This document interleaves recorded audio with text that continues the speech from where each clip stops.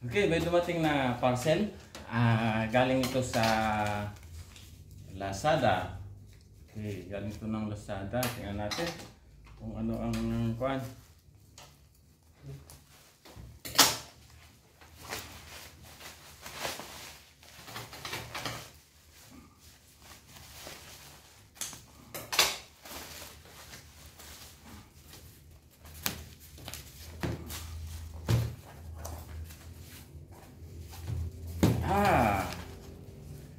Dalawang libro ng Ripley's Believe It or Not.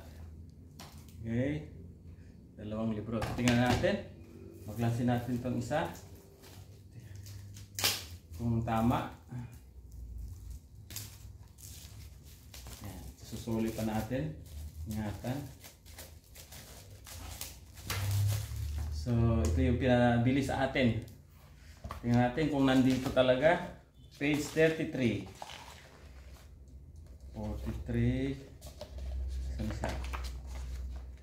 31, 32, 33. Yan yung ating feature sa Ripley's Believe It or Not, blood painting. Filipino artist Elito Cerca or Amang Pintor. Okay. Thank you. Alright.